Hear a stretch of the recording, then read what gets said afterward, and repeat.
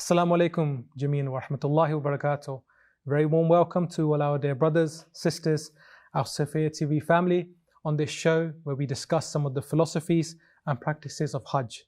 Now, as you remember in the previous episode, we mentioned some of the prohibitions during Ihram. So now we are really getting into the most difficult parts of the Hajj itself, maintaining the Ihram. And so we are now on part 3, where we're going to be looking closely at those people who perhaps are married or traveling with women and what things are allowed or not allowed whilst in the state of Ihram. I'm joined with great honor by our respected guest, our Hajj expert, Syed Raza Rizvi, and we welcome the Syed to the show. Sayyidina, Assalamu alaikum. Wa alaikum assalam wa rahmatullah. Today again, I hope you're well, inshallah. Alhamdulillah. Dear Syed, we are continuing on our journey. We're covering the prohibitions during Ihram. The next point I have here of what's not allowed whilst in this state is removing of hair. But I thought you could cut your hair at the end as taqseer, but is this still a prohibition? How? Bismillah ar-Rahman ar-Rahim. While in the state of Ihram, you're not allowed to cut your hair. Okay. So once you end the Ihram as a taqseer, you'll be cutting your hair. But until you cut your own hair, you cannot even cut another person's hair. Okay. Otherwise, you'll have to pay a penalty. So it is important that you realize that while in the state of Ihram, the prohibited things amongst them is cutting off the hair from any part of the body. Okay, I see. So even as taqseer, you have to wait for your one to be done first before you can do someone else's? Yes. Okay, so if, hypothetically speaking, if it's a group, the first person has to do his own before he can do someone else's and then he can follow. Exactly. And unfortunately, I've seen in the past, people have not done this. So it is very important to pay attention to what you're doing. Yes. And you must first go through the taqseer or halq, which is cutting off your hair or removal of complete hair from your head. And then only then you can help others in cutting their hair or any of the other things. Okay, I see. And they say the next point we have here is point number 15, submerging of the head underwater. Could you just explain some of the rationale behind this? According to Syed Sistani, it is not permissible to submerge one's head underwater while in the state of Ihram. So it is impermissible, and it is one of the things which has a penalty. So a person has to avoid submerging one's head while in the state of Ihram underwater. Okay. And continuing on with this, they said the next point is point number 16 we have, having sexual intercourse with women. Again, if you could just explain some of the rationale behind this. Now, while in Ihram, husband and wife are not allowed to have any physical relationship. Yes. And we will count all of those. And amongst those are that even husband and wife, they're traveling together in Ihram. They're not allowed a physical contact, anything which is with lust. Yes. Touching, kissing, with or without lust, intercourse, or any of the other things. It is not permissible for husband and wife to have any sort of physical relationship until their Ihram ends. Okay. In fact, even after Ihram they cannot, until they have performed Tawaf-e-Nisa. Tawaf-e-Nisa, they have performed, that's when they become halal upon each other. Okay. So before that, they are not permissible to each other. I see. And they have to avoid any sort of physical contact. So he can touch her to help her, for example, in Ihram, in Tawaf. So they're still mahram. Yes. Or for example, helping her to get onto the bus, or because it's mountainous area, hilly, yes, in Mina and other places. So he can help her, but they cannot touch each other lustfully. Okay. And other enjoyments, they're not permissible to enjoy each other as husband and wife while in the state of Ihram. I see. And does this also include, like, some couples tend to hold hands as a support? Is that also allowed? No, that's permissible because they're not doing it with the intention of lust. Okay. So that will be permissible, while, for example, because it is hilly area, so people usually like to hold, to move, because it's crowded, there's a lot of pushing, so people try and help each other, especially women need more help because of so many men and there's so much pushing and but it is not permissible to touch each other lustfully. Okay, I see. And moving on to the next point, dear Syed, I think we've covered it already, but just once more, touching a woman again, with lust is not allowed, but without lust, example, if you're going with a group to help them from one point to another, or some people have said that, because it's so packed during the days of Hajj, they make like a group, a circle with all the men on the sides and women in between. So in that circumstance, it is allowed. Well, see, touching women, it's only if they are mahram to you. Yes. Then you can touch them. So your mother is with you, your sister, your daughters, then you can help them out. Yes. So it's basically husband and wife, and even that is permissible without lust. Okay, I see. Thank you, dear Syed. So far we've covered all these things, such as touching, intercourse with your wife or a woman. But what about, dear Syed, speaking with a woman? Again, with lustful desire or non-lustful desire, is that also allowed? You can speak to your wife without lust, but with lust you're not supposed to. Yes. So anything which is worldly and lustful should be avoided. I see. Okay. And they say the next point we have here is point number 21, masturbation. Is that allowed in the state of Ihram? Well, it is forbidden anyway, but in the state of Ihram, then you have to pay a penalty. Yes. So that is forbidden as well. Okay. And just the last point I have here, they say, is making a marriage contract. So we've discussed the things that are not allowed, but usually this is considered halal. So is this allowed in the state of Ihram? So it is, like marriage itself, it is highly recommended in Islam, encouraged and people to become witnesses. But in the state of Ihram, you cannot indulge in a marriage contract, and aqd is not permissible, and to become a witness for an aqd is not permissible either. Okay, so even being a witness in someone else's marriage? Yes, so you're not allowed to be a part of the marriage contract while in the state of Ihram. Okay, I see. And what about if a person in the state of Ihram wants to be a witness, not for a marriage, but like a testimony in court or something? Is that allowed? So for example, there is a quarrel or a dispute or while in Hajj, yes, then you can be a witness. There is no issue with that. And they say, just on the back of this question, we mentioned earlier that a man and his wife cannot have physical relations until Tawaf al-Nisa. But what about after the Umrah Tamattu? Can they resume relations, or is it right till the end?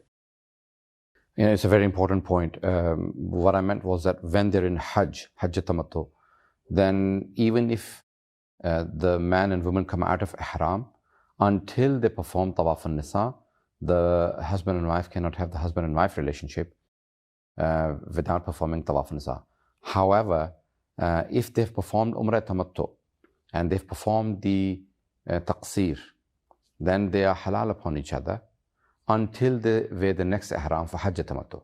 Okay. So for example, if they had a week or two, then they are perfectly husband and wife, and they can have the husband and wife relationship until they go into the next Ihram. So after Umrah Tamattu and before the Ihram for Hajj, they are fine to have any husband and wife relationship. Okay, thank you for clearing that, dear Syed. But what about then, if we go back also to the point on, kissing your wife, or, some people go with their children, their mothers, and culturally it's like a form of love. Even between some brothers, they tend to kiss each other according to the culture. Is that a problem? The problem only is between husband and wife when it is lustful kissing. Yes. Because basically Hajj is about avoiding, like we said earlier on, the philosophy of Hajj is all about wearing the Ihram, the white, just because, the shroud is white, yes, and the Ihram is white, and the Ihram should be a reminder of the hereafter. Yes. It's about spirituality, enjoying spirituality and presence of God rather than enjoying the world, because many times when we are in enjoyment with the dunya, then we sometimes, God forbid, forget God, and we indulge into the worldly things. So the whole point of kissing is not, you can kiss your child as a father, or even, for example, your wife, but not with the intention of lust. So for example, a kiss, for example, on the head or something like that, okay, alhamdulillah, your Hajj has been accepted or something like that. or your mother has come and you want to kiss her hand. Yes. You know, a lot of the people kiss their mother's hands and their father's hand. That's a different thing. Or for example, your elder sister has come with you, and many people kiss their hands or cheek or forehead or head. In different cultures, it's different. Yes. Or your mother, sometimes people also kiss their forehead and hands. So kissing is not forbidden completely. It is only the lustful kissing of husband and wife which is forbidden. Okay. So I think, it is very important that you ask the question. I wanted to clarify that. So Hajj is all about spirituality, and spirituality does not mean that you avoid kissing your child or your mother with respect and for honoring them.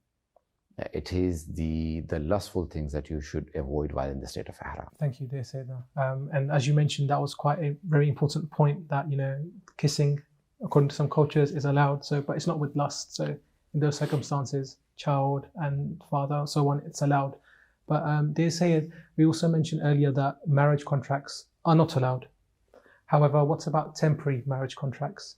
Or if someone performs it for the sake of being mahram to someone. So, for example, when they're going with them, they can help them cross certain barriers. It's a rocky place. What about that? Even those have to be performed before the state of Ihram, Yes. and not in the state of Ihram. So any marriage contract should be avoided in the state of Ihram. So if you're going to be going with a person to help them, so that at least you're mahram and you can help them in terms of tawaf or anything else, then it has to be performed before the state of Ihram and not while in the state of Ihram. State of Ihram forbids many things on you, and it changes your spiritual and psychological and physical status. And you have to make sure that all of those are met, because they're not only just mere prohibitions, but they are necessarily a reminder of where you are, who you are, for whose love have you gone to Hajj, and what is the purpose and philosophy of Hajj. Yes. And all of those are reminders of a spiritual journey, a journey of a lifetime, a journey that should change you for good, change you for better, improve you, and make you a better person.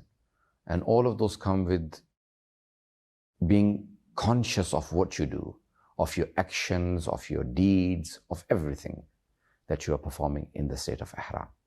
Okay. It's almost as if Allah subhanahu wa ta'ala wants to see you for who you are, alone, like without any other external barrier or external factors. So it seems quite important that a person familiarizes himself with these prohibitions before going. Otherwise, there'll be a state of influx or issues whilst in the Hajj itself.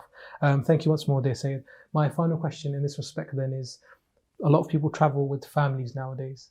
And because when they're traveling with their family, it involves a lot of moving to and fro. Would you suggest then, and this is just a general question, would you suggest in your experience a person performs all of his dues before going back to their hotel, or staying in the state of Ihram, going to the hotel, taking it a bit easy? Because what tends to happen is there's two options. People go, for example, in their Umrah Tamattu, they're in the state of Ihram, they land in Makkah, they go straight to perform their Sa'i and the Tawaf, and they finish it there.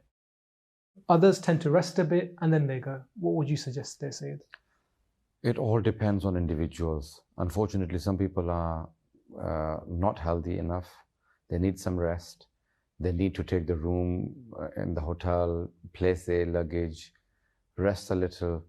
I remember going, in my first Hajj, and first few Hajj were very easy. I was very young, strong, healthy, and, enthusiastic, excited. But then, when you get older, your health is not as good. You may need some rest. You're not mentally prepared sometimes. You need at least an hour or two to sleep, or sometimes to eat. Sometimes people become very weak. Sometimes people are, they not only just need rest, but they need other helps, like medication, food or going to the bathroom. So all of those have to be kept into mind. And so I will not say that you have to do this or you have to do that, because unfortunately every individual is different. So you're on a very important journey, but you have to make sure that you get everything right. Yes, certainly, dear Syed. Thank you once more. Sadly, that brings us to the end of the show today. Thank you ever so much, Syed, for your expert knowledge. Dear viewers, thank you once more for tuning in on this special Sophia TV show where we discuss the practices and philosophies of Hajj. Do join in our next episode, which is the final part of the prohibitions during Ihram specifically. So you don't want to miss that one. And we're going to be looking at specifically issues such as hunting, lying. What if you get a cut and the cut starts bleeding? All these issues will be covered in our next episode. So please do tune in. On behalf of myself and the dear Syed with us today, I would like to take your leave. Please remember us in your du'as. Until next time, Assalamu alaikum wa rahmatullahi wa barakatuh.